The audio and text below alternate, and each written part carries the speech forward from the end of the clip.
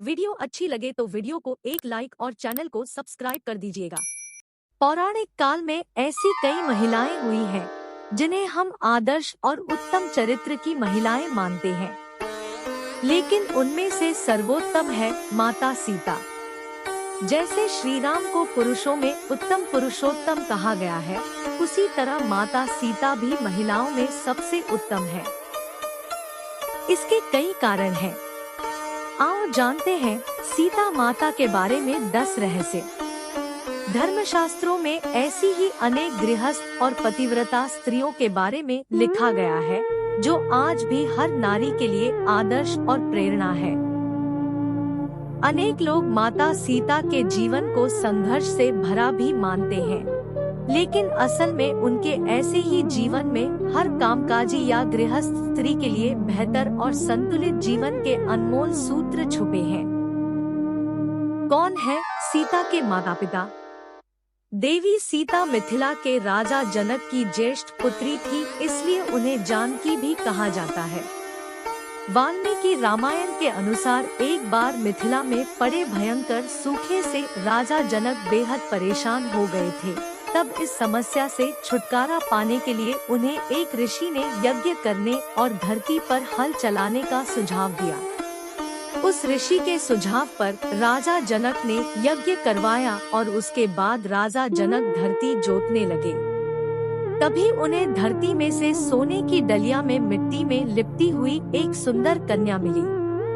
उस कन्या को हाथों में लेकर राजा जनक ने उसे सीता नाम दिया और उसे अपनी पुत्री के रूप में अपना लिया।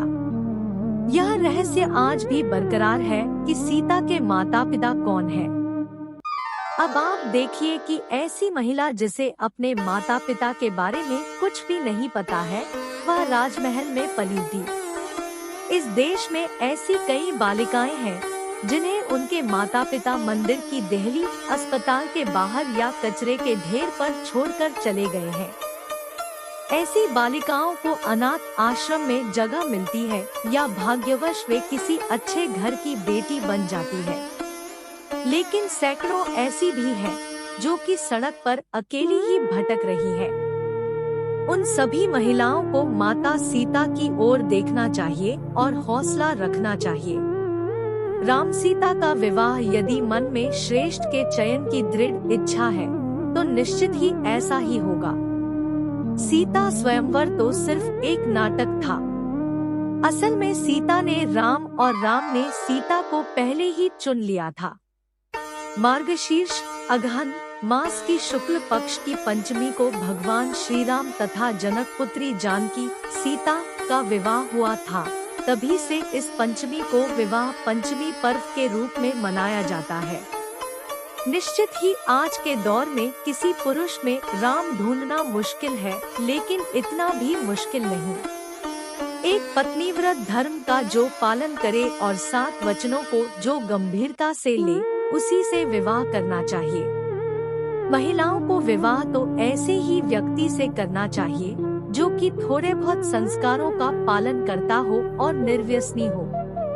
यदि महिला आदर्श पुरुष की बजाय मॉडर्न पुरुष का चयन कर रही है, तो यह रिस्क तो है ही, साथ ही वह समाज में नए प्रचलन को जन्म दे देगी।